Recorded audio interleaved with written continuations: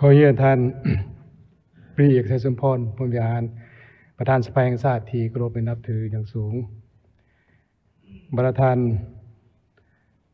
ห้องประธานสภาแห่งชาติที่นับถือประธานสมาชิกสภาแห่งชาติ ประธานรัฐมนตรีห้องรัฐมนตรีประธานแขกที่มีเกียรติท่านยิงตามสายเทียบแพงทั้งหลายทางรัฐบาลในนามกระทรวงเงินข้าพเจ้าขอแสดงความขอบใจอย่างสูงมันยังสภาแห่งชาติก็คือสมาชิกสภาแห่งชาติ ที่ได้เอาใจใส่สุขอยู่และติดตามการจัดตั้งปฏิบัติเวียกงานคะแนนการเงินอย่างใกล้ชิดในแต่ละระยะเห็นให้สามารถบรรลุผลสำเร็จในหลายด้านคำถามและการประกอบความเห็นของคณะประจำสภาแห่งชาติ ก็คือสมาชิกสภาแห่งชาติแสดงให้เห็นถึงความเป็นห่วงเป็นใย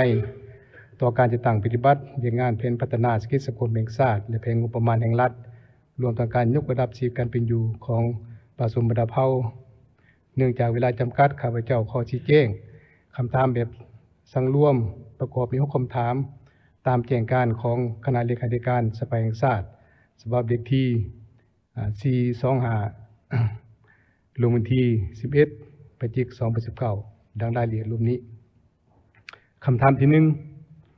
ในระยะผ่านมารัฐบาลได้เสนอสภาแห่งชาติพิจารณารับรองการยกเว้นการปฏิบัติบางมาตราของกฎหมายและนโยบายพิเศษให้แก่โครงการลงทุน โดยเฉพาะเป็นการยกเว้น ผ่อนผันภาษีอากรเพื่อตอบสนองนโยบายการลงทุนทางภายในและต่างประเทศสามารถดึงดูดการลงทุนเป็นจำนวนหลายยิ่งตามการรายงานของกระทรวงการเงินได้มีการประเมินการจัดตั้งปฏิบัติดังกล่าว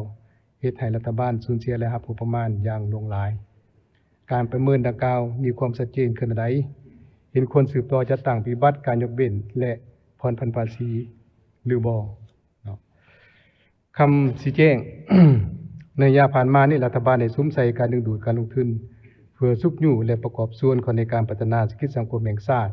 ในนี้กฎหมายส่งเสริมการลงทุนได้กำหนดกิจการที่ให้นโยบายส่งเสริมด้านภาษีอากร9คะแนนบริมสิทธิ์สามารถสร้างเงื่อนไขดึงดูดโครงการลงทุนที่สำคัญต่อการพัฒนาเศรษฐกิจสังคมแห่งชาติ ในเวลาเดียวกันก็ยังมีโครงการขนาดใหญ่จำนวนหนึ่งที่บ่ได้กำหนดให้บริมสิทธิ์ตามกฎหมายแต่เป็นโครงการที่มีความสำคัญระดับชาติเป็นต้นเป็นโครงการพลังงานไฟฟ้า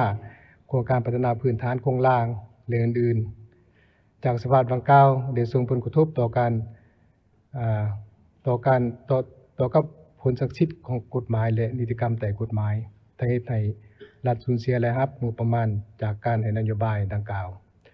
นั้นในระยะผ่านมากระทรวงเงินได้สั่งร่วมข้อมูลการสูญเสียรายรับจากบรรดาโครงการลงทุนในขอดนำเข้าระยะ5 ปีประมาณ 6,000 ปีซึ่งเป็นเพียงตัวเลขเบื้องต้นเขาจากการนำเข้าสินค้าเท่านั้นแต่ยังบ่รวมมูลค่าการยกเว้นอากรภายในคาดว่ามีจำนวนหลายที่บ่สามารถสั่งรวมได้ ปัจจุบันกระทรวงเงินกำลังค้นคว้าการนำใช้ระบบการวิเคราะห์การสูญเสียรายรับจากการยกเว้นภาษีอากรซึ่งเฮ็ดให้การสั่งรวมข้อมูลดังกล่าวมีความชัดเจนขึ้นในต่อหน้าเนาะฉะนั้นตัวบรรดาโครงการดังกล่าวที่มีความจำเป็นในระดับชาตินี้จะมีการสืบต่อในการผ่อนผันหรือว่าในการยกเว้นบางมาตราของกฎหมายขึ้นใดเนาะในแง่ของ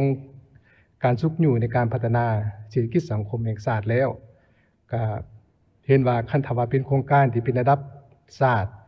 ที่มีผลตอบแทนสูง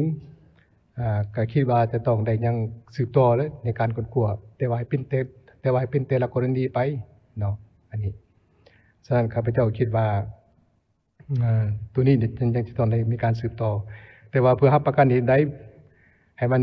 รับประกันสอดคล้องให้มันมีความชัดเจนต่อการลงทุนขนาดดังกล่าวนั้นครับในแง่เบื้องการเงินนี่ก็อยาก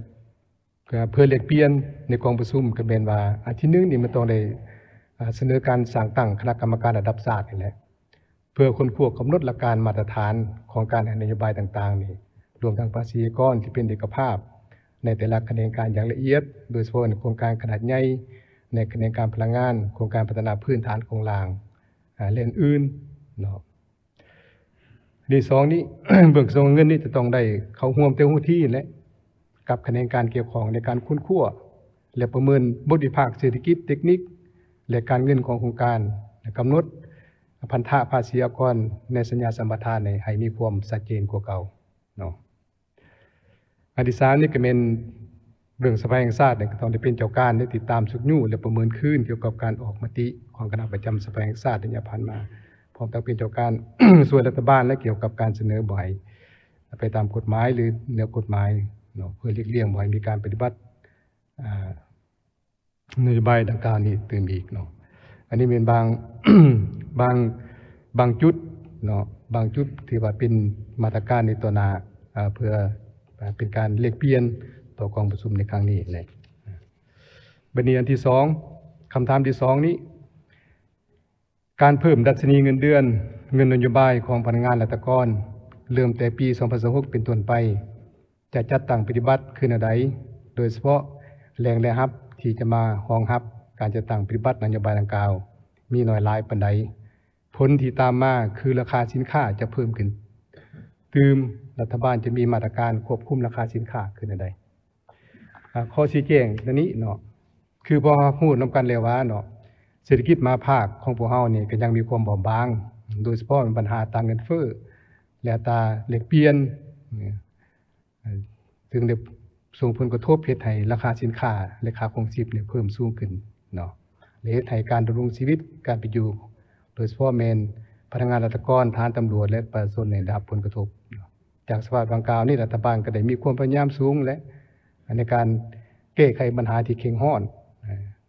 บรรเทาความยุ่งยากทางด้านเศรษฐกิจการเงินให้ผ่อนคลายลงพร้อมกันนั้นก็ได้ค้นคว้าปรับโครงสร้างเงินเดือนนี่แหละเงินนโยบายโดยการเพิ่มเงินเดือนสุทธิบรุษ3 ล้านกีบเนาะต่อคนต่อเดือนซึ่งปี2025ผ่านมานี่ก็แม่นพวกเฮาได้ก็แม่นเงินเดือนสุทธิขั้นต่ำสุดก็ได้ 2.2 ล้านเนาะต่อเดือนอันนี้ก็เป็นเพื่อแบ่งเบาในการแก้ไขต่อกับค่าครองชีพที่มันสูงขึ้นนี้เนาะแต่ว่าก็บ่ทันสามารถที่รับประกันว่าจะสามารถแก้ไขได้อย่างขาดตัวบ่อันนี้ก็ยังเนาะแต่ว่าก็พอได้ถือว่าได้แสดงให้เห็นว่ารัฐบาลเฮาก็ได้มีความเอาใจใส่ในการแก้ไขชีวิตการเป็นอยู่ของพ่อแม่ประชาชนก็คือของพนักงานราชการเนาะก็ยิ่งใส่ตามความสามารถตัวจริงของงบประมาณของพวกเฮาในปัจจุบันนี่แหละเนาะส่วนการปรับ โครงสร้างเงินเดือนเงินนโยบายในครั้งนี้ก็มีจุดประสงค์ในใส่การช่วยหนุนในกำลังซื้อสินค้าที่ได้รับผลกระทบต่อการเพิ่มขึ้นของค่าครองชีพในราคาสินค้าแต่บ่แม่นการกระตุ้นเฮ็ดให้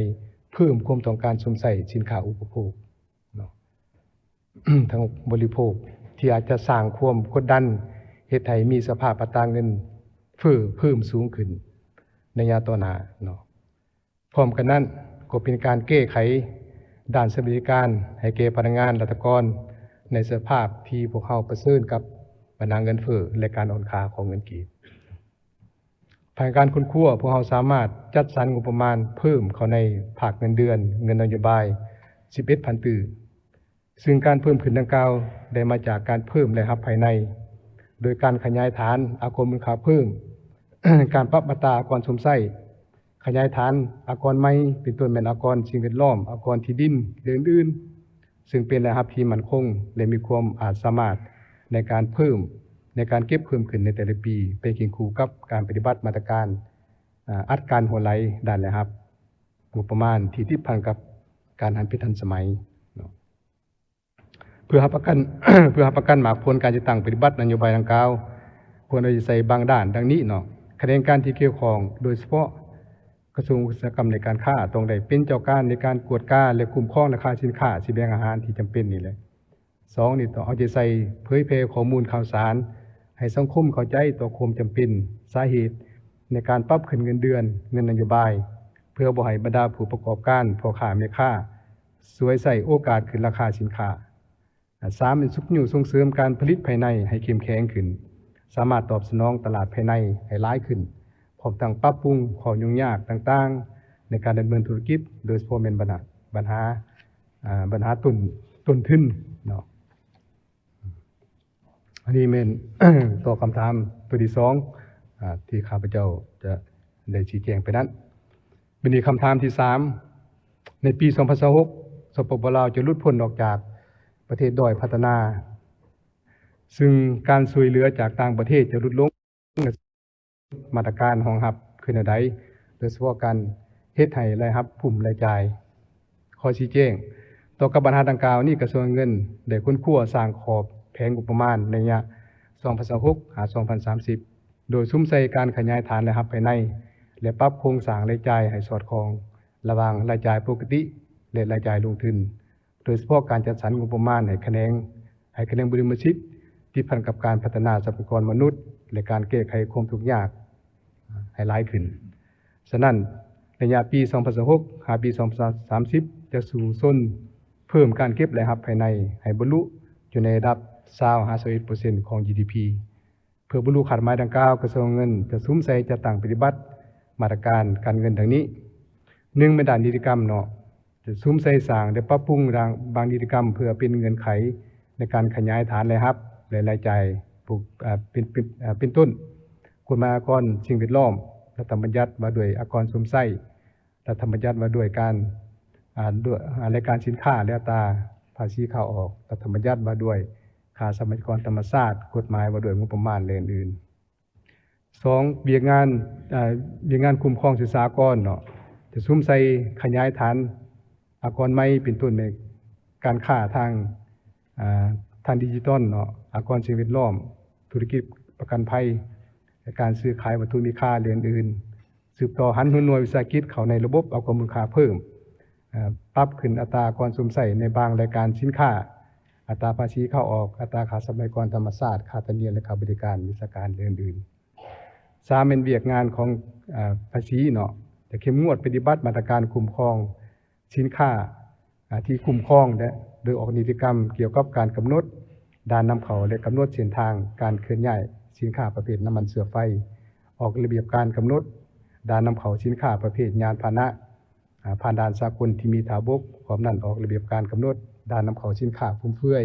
ไปเป็นเครื่องดื่มที่มีธาตุเหล้า ด้านรายจ่ายจะสืบต่อปฏิบัตินโยบายประหยัดและต่างการฟุ่มเฟือยโดยหันกลไกการคุ้มครองงบประมาณไปตามแผนงานโครงการลดรายจ่ายปกติที่บ่จำเป็นลงสืบต่อปรับปรุงโครงสร้างรายจ่ายงบประมาณให้สมส่วนหันการคุ้มครองการเบิกจ่ายเป็นทันสมัยรวมศูนย์บัญชีการเงินแห่งชาติพัฒนาระบบจัดซื้อจัดจ้างโดยทุนของรัฐแบบอิเล็กทรอนิกส์และสร้างฐานข้อมูลราคากลางเพื่อยกสูงประสิทธิภาพการนำใช้รายจ่ายงบประมาณเนาะอันนั้นเป็นคำถามที่3 การชี้แจงของคำถามที่3เนาะมีคำถามที่4การจัดสรรงบประมาณโครงการลงทุนของรัฐปี2025บวกปกติที่ยังคงค้างเป็นต้นเป็นการประกอบทุนและหนี้ส่วนลดมีแผนการปฏิบัติแนวใดโดยเฉพาะการนำใช้งบประมาณเข้าในการซ่อมแปลงเส้นทาง PP ให้สามารถ หาประกันให้แก่การขนส่งสินค้าการสัญจรของประชาชนการท่องเที่ยวรูปแบบการลงทุน BOT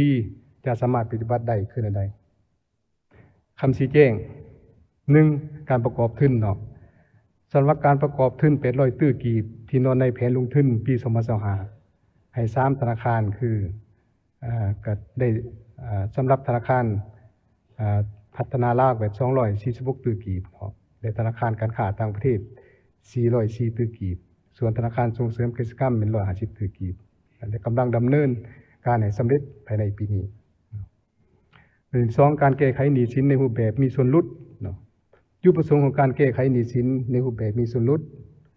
จำนวน800ตื้อเพื่อลดผ่อนหนี้โครงการลงทุนของรัฐพร้อมทั้งลดผ่อนงบประมาณที่จะชำระตัวจริง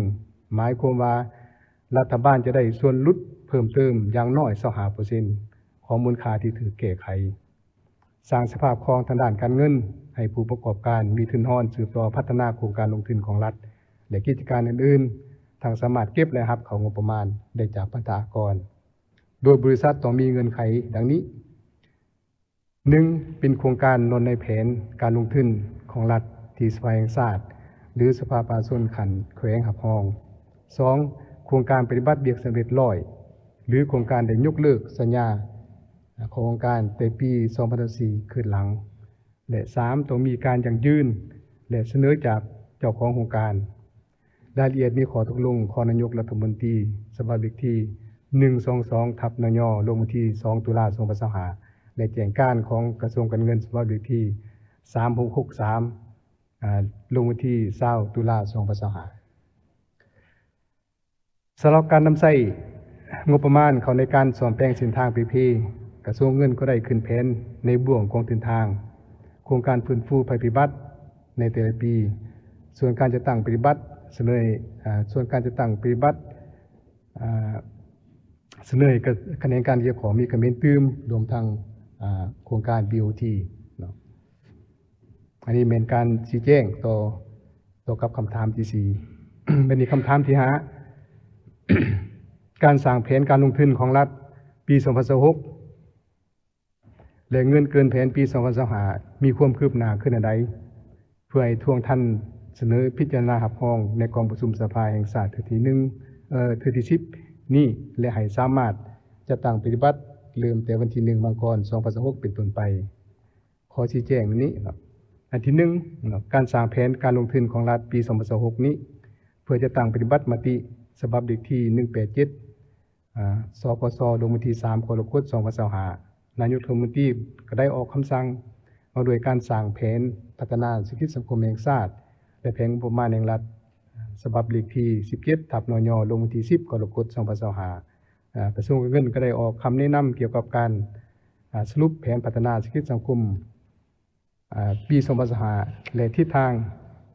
ประจำปี2026ฉบับเลขที่2680/กงลงวันที่22สิงหาคม2025และกระทรวงการเงินก็ได้ประสานสมทบสุขอยู่การจะตั้งปฏิบัติแผนปี2025พร้อมทางกากเกียมสร้างแผนปี2026เพื่อบรรดาคะแนนการในท้องถิ่นคุณคั่วความสอดคล้องเกี่ยวกับเป้าหมายขาดหมายและเพียงงานจุดซุ้มของคะแนนการตนพร้อมนี้กระทรวงเงินก็ได้แจ้งเพดานทุนให้แต่ละภาคส่วนแล้วปัจจุบันได้สำเร็จทางแผนการลงทุนของรัฐประจำปี2026ตามการเสนอของบรรดาคะแนนการในท้องถิ่นสร้างรวมแล้วการสร้างแผนลงทุนของรัฐประจำปี2026จะได้นำส่งถึงกรรมาธิการเกี่ยวของสภาแห่งชาติในวัยนี้เพื่อให้สามารถแจ้งแผนการลงทุนให้บรรดาคะแนนการในท้องถิ่นได้จะตั้งปฏิบัติในวันที่1มังกร2026สำหรับโครงการที่สภาประชาชนขันท้องถิ่นหับห้องเสนอให้มีกลไกใหม่เพื่อสามารถเริ่มจะตั้งปฏิบัติได้ไวโดยบ่ให้กายงวด1ของปีเพื่อกระตุ้นเศรษฐกิจของท้องถิ่นก่อนเข้าฤดูฝนเนาะซึ่งปัญหาดังกล่าวนี่ก็ทางการถอดถอนบทเรียนก็เห็นว่าความจริงและเบื้องสภาแห่งชาติได้มีการรับห้องแล้วเนาะแต่ว่าบัดไปฮอดท้องถิ่นแต่ท้องถิ่นต้องได้เปิดกองประชุมสภาท้องถิ่นอีกเพื่อพิจารณาพร้อมให้กระบวนการของมันมีความศักดิ์สิทธิ์ฉะนั้นคิดว่าตัวนี้ต้องได้มีการปรับปรุงกลไกของสภาท้องถิ่นตื่มให้มันมีความสอดคล้องเนาะมีการนำใส่เงินเกินแผนปี2025ตามการจะตั้งปฏิบัติเลยครับมหอดปัจจุบันนี้และขาดคะแนนหมดปีจะสามารถปฏิบัติเลยครับได้เกินแผนตามบทในงานของท่านนายกรัฐมนตรี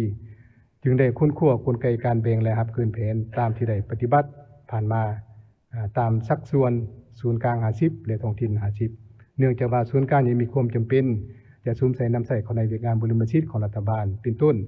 แก้ไขหนี้สินสาธารณะนโยบายตัวผู้มีผลงานคนงานความดีต่อการปฏิบัติ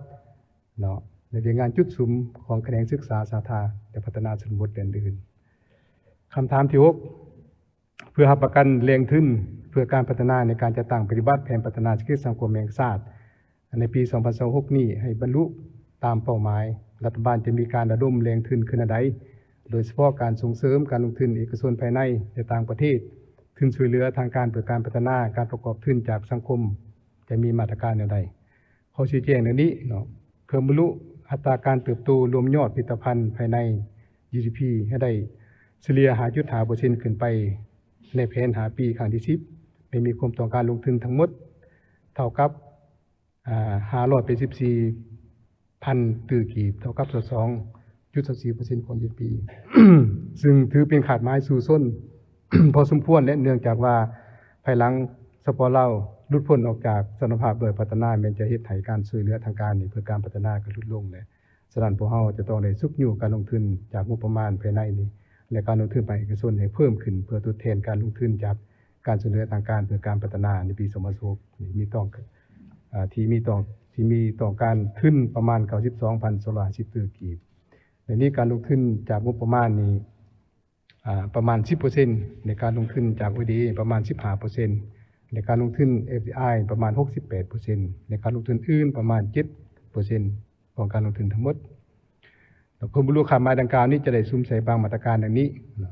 ด้านวิงาน ODA นี้เป็นมาตรหนึ่งเป็นสืบต่อนำใส่กลไกปรึกษาหารือและระดมทุนผ่านกองประชุมตัวมูลระดับสูงและซุ่มใส่ลงลึกกองประชุม2ฝ่ายกับครูร่วมพัฒนาต่างๆ2เป็นสำหรับทิศทางในต่อหน้านี้จะซุ่มใส่1สุกอยู่กวดการที่ตามการจะตั้งปฏิบัติบรรดาแผนงานโครงการที่ได้อนุมัติไปแล้วให้สำเร็จตามแผนหลีกเลี่ยงการแก่ยาวการปฏิบัติโครงการเลือกเฟ้นโครงการกู้ยืมที่เห็นว่าจำเป็นเพื่อสุกอยู่การปฏิบัติแผนพัฒนาเศรษฐกิจสังคมแห่งชาติและเพื่อบรรลุขาดหมายสากลปรับปรุงกลไกการประสานงานการคุ้มครองและนำใส่ ODA ให้มีความเป็นเอกภาพมีความจ้าแจ้งและสะดวกระหว่างส่วนกลางในท้องถิ่นเพื่อประกันการจัดตั้งปฏิบัติแผนงานโครงการที่ได้ลงทุนไปแล้วให้มีความยืนยงเนาะวันนี้สำหรับแรงทุนจาก FDI นี้จะสืบต่อปรับปรุงสภาพแวดล้อมกลไกการส่งเสริมนโยบายด้านการเงินตามมติ04นี่แหละโดยการสร้างเศรษฐกิจเอกราชเป็นเจ้าตนเองในระยะใหม่ส่วนมาตรการละเอียดจะให้คะแนนการเกี่ยวข้องมีคำเป็นตื่มเนาะโดยรวมแล้วถือว่าในแผนปี2016นี้ก็ถือว่า พอนี่มีถือว่าเบื้อง ODA ก็คือองค์การจัดตั้งสากลนี่ก็ยังจะได้สืบต่อสนับสนุนให้พวกเฮาอยู่เนาะเพราะว่าส่วนระยะนี้ยังเป็นส่วนระยะข้ามผ่านอยู่เขาจะได้สืบต่อให้การสนับสนุนเนาะทางสันงบประมาณพวกเฮานี่ในปี2016นี่อาจบางเทื่อจะบ่ได้จัดสรรแต่ว่าในปี2017 18 19มันจะได้เริ่มจัดสรรตามสัดส่วนของการช่วยเหลือ ODA นี่ให้มันสมคู่กันเนาะอันนี้เป็นการชี้แจงของข้าพเจ้าการว่านี่ก็มุทนีก็ถือว่าขอบใจท่านรัฐมนตรีได้ชี้แจงโดยปฏิบัติตามเวลาแล้วเอาเชิญประธานสมาชิกสภาสาขาเมืองเอาเชิญท่านชินวาสุพรรณวงศ์เชิญ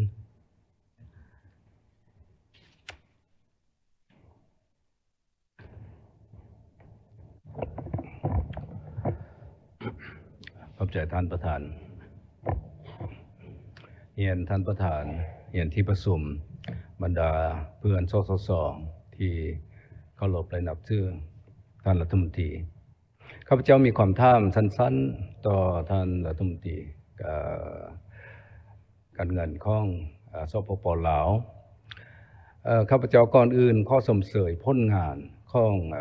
กระทรวงการเงินที่ได้มีความตัดสินใจและทุ่มเทสติปัญญาเหตุให้เงินเฟ้ออยู่สปป.ลาวเดี๋ยวนี้ยังเหลือแต่ตัวเล็กเดียวแต่มันสิเกิดปัญหาหนึ่งท่านประธานทางกระทรวงการเงินเราได้เตรียมพร้อมแล้วบ่หลังจากภัยเงินเฟ้อมันอาจจะเกิดภัยเงินฝืดขึ้นมาโดยที่ได้เกิดขึ้นกับประเทศเพื่อนบ้านของเราทางเหนือของเราแล้วเงินเฟ้อที่อัตราเงินเฟ้อที่สภาของพวกเราได้วางออกแม่น 4% นั้นแม่นถูกต้องตามหลักการเงินสากลแต่มันจะเกิดกรณีว่าอัตราเงินเฟ้อติดลบหรือ CPI PPI ติดลบในกรณีนี้กระทรวงการเงินของพวกเราได้มีมาตรการได้กะเกี่ยมมาตรการเพื่อต่อเพื่อต่อต้านเนาะปรากฏการณ์เงินฝืดที่จะเกิดขึ้นในสปป.ลาวหรือบ่และบรรดามาตรการดังกล่าวนั้นมันมีอย่างใดข ขอให้ท่านรัฐมนตรีชี้แจงเข้าใจท่านประธาน ขอบใจเอาทานได้ตื่มอีก โอ้เนาะ เอาผู้สุดท้ายคนละเขต13เชิญเลยเอาผู้ใดนี่ มี2คน4มือ เอาผู้ทางหลังก็เสนอเด้อจักหน่อยผู้นี้จักเอาอันนั้นให้ล่ะเอาเชิญผู้นั้นก่อนซะ เจ้าขอขอบใจท่านประธาน ขอบใจท่านประธานข้าพเจ้าพรสารวิระเวงสมาชิกสภาแห่งชาติเขตเลือกตั้งที่13แขวงสะวรรณเขตขอเสนอทานรัฐมนตรีกระทรวงการเงินในนี้ผ่านการติดตามระบบการชำระของพวกเฮานี้โดยผ่านเป็นระบบเงินโอนเนี่ยนะซึ่งสร้างเฮ็ดให้มูลค่าการชำระสะสางนี่เพิ่มขึ้นหลายสมควรซึ่งเป็นการสร้างความสิ้นเปลืองให้แก่งบประมาณฉะนั้นในตอนหน้านี้กระทรวงการเงินจะมีแผนในการดัดสมการชำระสะสางด้วยระบบที่บ่เป็นเงินโอนนี่แนวใดเพราะว่าอันนี้เป็นสร้างความเสียหายหรือว่าสร้างช่องว่างให้แก่การชำระสะสางดังกล่าวนี้เป็นการสิ้นเปลืองงบประมาณนี่หลายสมควรฉะนั้นขอเรียนเสนอท่านรัฐมนตรีนั้นขอขอบใจ เอาไผตื่มเอาเชิญเลยเสนอชื่อตัวเองเลยเดินมาจากเขตใดเขตใดให้ใด ขอขอบใจท่านประธาน ข้าพเจ้า วรสิทธิ์ศรีวงศ์ดาวขออนุญาตเรียนท่านประธานคณะประธานที่เคารพนับถือเรียนท่านรัฐมนตรีข้าพเจ้าวรสิทธิ์ศรีวงศ์ดาวจากเขต13เนาะและขออนุญาตเสนอบ่แม่นถามเนาะนำต่อฝากท่านประธานต่อท่านรัฐมนตรีและอันที่หนึ่งเลยแม่นว่าอยากขอเสนอเกี่ยวกับการจัดสรรงบประมาณในแผน5 ปีต่อหน้านี้อยากให้สุ่มใส่เกี่ยวกับเรื่องการพัฒนาชนบทอยู่ในโครงเขตพัฒนาชนบทเนาะเพราะว่าเดี๋ยวนี้นี่ประชาชนลาวบรรดาเผ่าโดยเฉพาะอยู่แขวงสะวรรณเขตของพวกข้าพเจ้านี่ตามข้าพเจ้าติดตามนี่ถือว่าแนวคิดจิตใจของข้าพเจ้าบอบบางหลายเกี่ยวกับด้านนั้นการนำพาของพรรครัฐบาลเท่านี้เนาะอยากให้สุ่มใส่ให้ชีวิตการเป็นอยู่ของข้าพเจ้ามันดีขึ้นตึ้มเนาะและจุดที่2เนาะเสนอขอให้อยากให้จัดเลี้ยงบุริมสิทธิ์คืนใหม่ตามเจตทาแหงบ่มซ่อนที่จะพัฒนาแผน5 ปีนี้เนาะว่าตามที่สสได้หลายท่านได้มีความเห็นอะไรอยากให้เอากสิกรรมในการปรุงแต่งนี่เป็นบุริมสิทธิ์ที่1เนาะเพื่อให้สอดคล้องกับเศรษฐกิจสอจนี้เนาะสอจนี้เจ้าเข้าใจขอบใจเอาขั้นกราบเชิญถาม ขอบใจท่านประธานขอแสดงความเคารพท่านประธานพร้อมด้วยคณะข้าพเจ้าขันกราบชัญกุมารสมาชิกสภาเขต18ขออนุญาตถามข้อเดียวเรื่องเงินเดือนที่ว่าท่านรัฐมนตรีกระทรวงการเงินเลขที่3038นั้นเพิ่มขึ้น3 ล้านเป็นเงินสุทธิเพิ่มขึ้นแต่ว่าผัดไปหักอากรรายได้270,000แล้วก็ไปหักประกันสังคม270,000แล้วมาหักอากรรายได้อีก90,000เงินสุทธิแท้ๆยังเหลือตั้งแต่3,19,000ครับ120กีบเท่านั้นท่านประธานขั้นก่อนแล้วนี้นี่เนี่ยเอาให้เลยได้บ่ฮักอีกอย่างเทือ3 ล้านแล้วมาบวกจากเงินเดือนพื้นฐานเขาเจ้าสิยังได้อยู่ประมาณ5,470,000กีบท้องหันเลยไปฮักอันอื่นบ่ต้องฮักอีกนะท่านประธานขอบใจเอาส่วนท่านเข้าประชิดเทินครับขอบใจท่านประธานจริงๆแล้วก็เชื่อมต่อกับ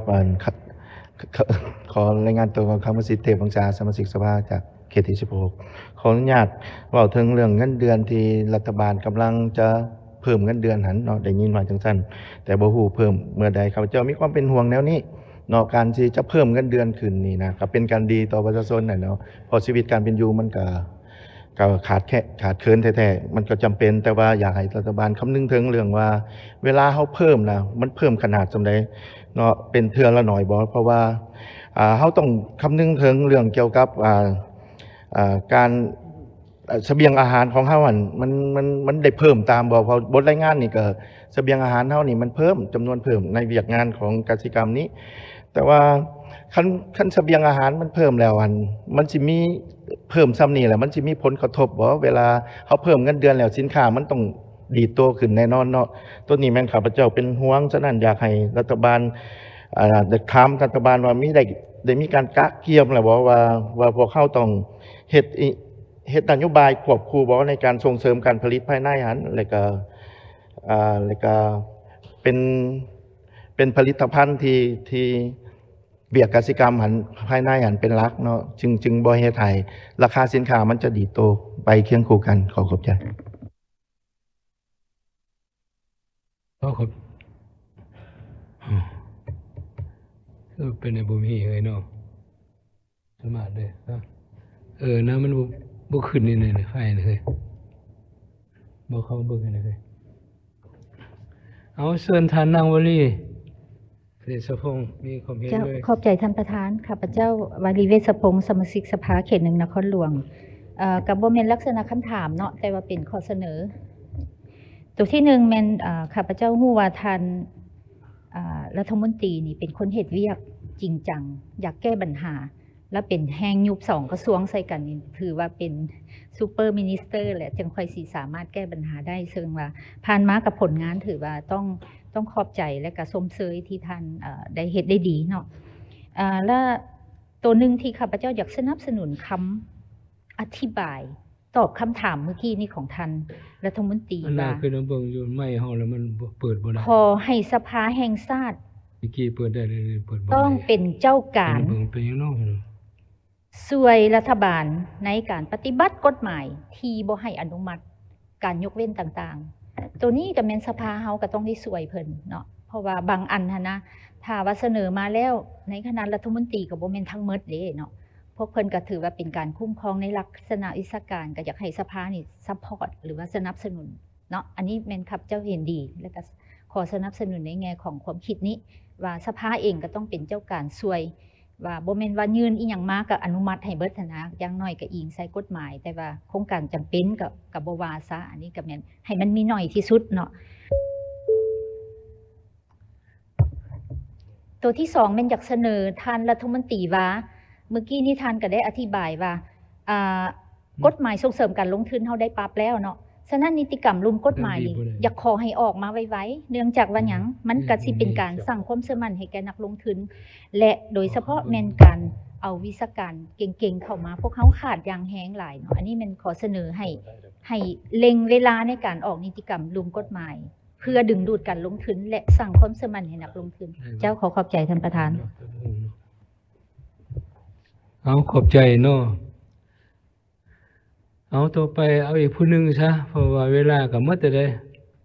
เอาเชิญท่านสุวรรณีชัยชนะมี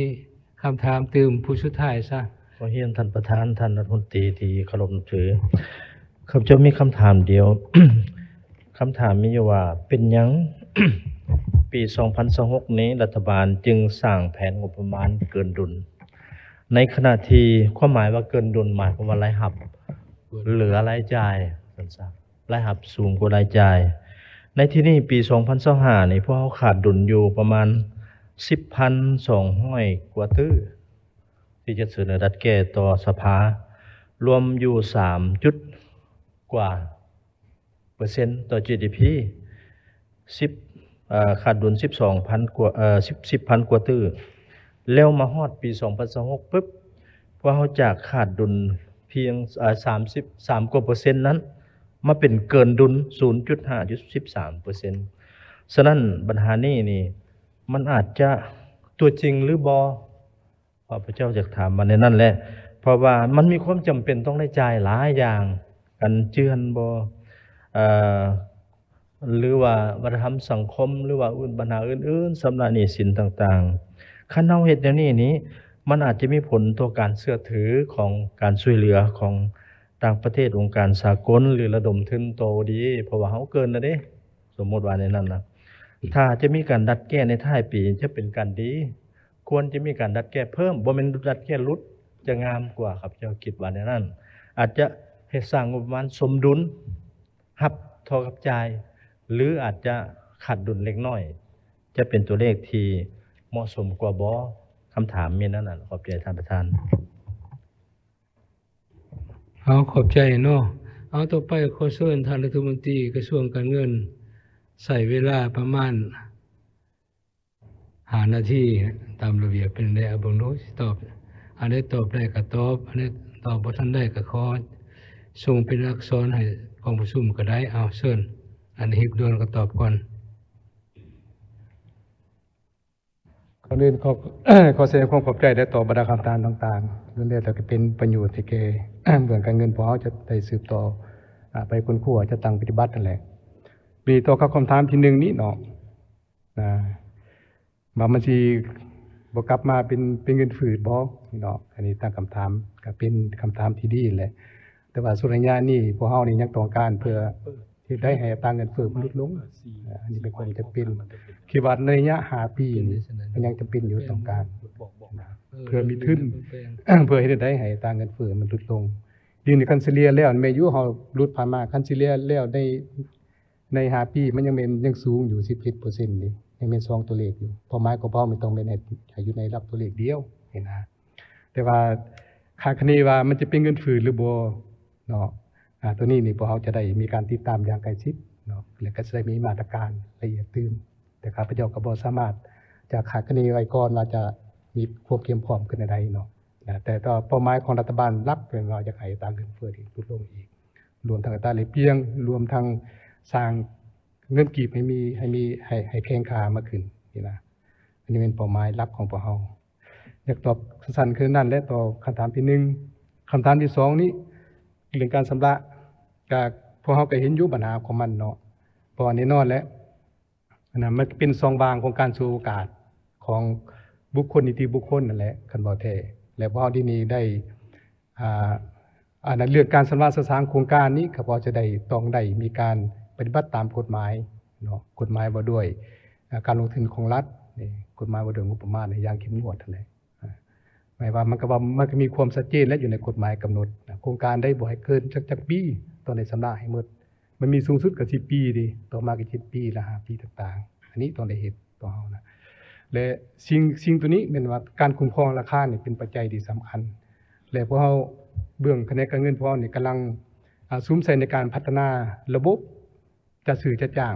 เนาะตัวจัดซื้อจัดจ้างนี่มันจะเป็นตัวเครื่องมือให้ช่วยเพื่อให้ฮู้ว่าราคาตัวใดที่มันเหมาะสมเนาะบ่แตกต่างกับเฮา บ่แตกต่างคือเบื้องธนาคาร ธนาคารการค้าเพิ่นเฮ็ดตัวFX นะเนาะ FX เพื่ออัตราแลกเปลี่ยนอันนี้มันผู้ใดเสนอมาซื้อเงินเท่าใดมันฮู้โลดเด้มีหลายเท่าใดแหละมันที่ไทยราคามันก็ฮู้มันสามารถคำนวณได้ว่าราคากลางเท่าใดนะฉะนั้นพอจะได้พัฒนาตัวระบบตัวนี้ซึ่งระบบตัวนี้ก็แม่นสากลเขาก็นำใส่หลายแต่ยังแต่ยังที่มีบางประเทศที่ยังบ่ได้นำใส่ระบบตัวนี้นี่ว่าเฮาพัฒนาระบบตัวนี้ได้มันจะมาช่วยเฮ็ดให้การโหนหน่วยราคาก็สิถูกลงและพอก็สามารถจัดสรรด้านงบประมาณนี่ไปตามแผนได้ตัวนี้นะอันนี้แม่นข้าพเจ้าจะ ในงานสั้นๆคือนั้นและแจ้งตอบเนาะอันที่3นี้การจัดสรรงบประมาณควรสมใส่พัฒนาชนบทเป็นบรมสิทธิ์อันนี้ก็แม่นถูกแล้วเพราะเฮาก็อยู่ในแผนหานี้ก็ได้แม่นจะสมใส่ตัวเพียงงานพัฒนาชนบทนี่แก้ไขครบทุกยากรวมทั้งงานสังคมนี้ที่เป็นบรมสิทธิ์เนาะเพราะว่าต่อไปนี่ก็แม่นว่า องค์การจัดตั้งสากลก็จะแม่นลดลงและต่อการให้การช่วยเหลือต่างๆนี่เพราะก็มีแผนหมดแล้วจะจัดสรรใส่ให้เนาะต่างแต่ว่า ต้องก็ยังอิงใส่ความสามารถตัวจริงของประมาณนะจะให้เข้าใจนั้นเนาะส่วนเจ็ดทาแห้งนั้นเราจะเอากิจกรรมขึ้นต้นบ่อันที่1บ่ ความจริงเจ็ดทาแห้งมันมีความสำคัญเท่าเทียมกันหมดนี่นะแต่ว่าค่อยปฏิบัติแต่เจ็ดทาแห้งนี่ถือว่ามันก็สามารถขับเคลื่อนทางการพัฒนาชีวิตสังคมได้นี่นะมันมีความสำคัญหมดนะเสี่ยววิการศิลปกรรมไปอยู่ในเบอร์1บ่หรือว่าใส่มันก็ข้าพเจ้าคิดว่ามันก็เท่าเทียมกันหมดนะส ะแต่กำหนดเจตนาแห่งออกมานี่ก็แม่นว่าจะให้ซุ่มใส่จะตั้งปฏิบัติเนาะบัดนี้ การเงินเดือนนี้จะให้หักอากรนี้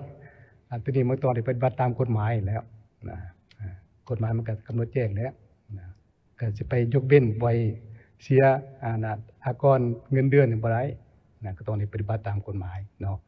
เพราะว่าผ่านมาพวกเฮาก็เงินเดือนก็ต่ำสุดแล้วก็2.2 ล้านเด้เฮาก็ยังเสียอันนั้นอากรเงินเดือนดีเพิ่มขึ้นมา3 ล้านก็ต้องได้เสียเก่านะแต่ว่าการเพิ่มขึ้นตัวนี้ก็คือข้าพเจ้าเว้าแล้วมันยังบ่สามารถตอบสนองความมีห้องต้องการของค่าของชีพเถือแต่ว่ามันก็สามารถช่วยหนุนได้ในระดับใดหนึ่งนะอันนี้จะให้เข้าใจนำกันฉะนั้นอยากให้พวกเฮาได้สืบต่อเผยแพร่โฆษณาอย่างกุ้งควงและให้แก่สังคมเข้าใจให้แก่ทุกภาคส่วนต้องได้เป็นเจ้าการนำกันในการจะตั้งปฏิบัตินี้เนาะเป็นนี้การขึ้นเงินเดือนราคาสินค้าจะเพิ่มบ่เนาะในแง่พวกเฮาก็ได้มาเบิ่งแล้วนะเพราะว่าการขึ้นเงินเดือนของพวกเฮาปัจจุบันนี้มันยังบ่ทันเท่ากับค่าของชีพปัจจุบันทีนี้คือการจ้างงานอยู่ตลาดนั่นมัน4.5 ล้าน55 ล้านได้นี่นะเนาะ ฉะนั้นเอาคิดว่าก็แน่นอนก็สิมีผลกระทบน้อยนึงเนาะแต่ว่าเท่านั้นเท่านี้ก็อยากให้พวกเฮาหมดทุกคนนี่ต้องเป็นเจ้าการนำกันนั่นแหละต้นตัวแม่คะแนนการเก็บของต้องได้คุ้มราคาสินค้านี้ให้มันลงตัวนี้ปัจจัยหลักนี่เนาะแต่คุ้มให้มันขึ้น ต้องได้ซุ้มใส่มีมาตรการอย่างชัดเจนเนาะบัดนี้ส่วนข้อที่ส่วนกฎหมายส่งเสริมการลงทุนนี่ก็คิดว่าทางคณะกรรมการเรียกของเพิ่นก็ได้มีการกาเกี่ยมและตัวนิติกรรมไต่กฎหมายนี่ก็คิดว่าเพิ่นจะเอาไว้แล้วครับเจ้าคิดนั้นบัดนี้ตัวสร้างแผนงบประมาณเกินดุลนี้เนาะพอระยะช่วงนี้นี่พวกเฮากฎหมายเกินดุลอยู่นี้เขาต้องเข้าใจว่า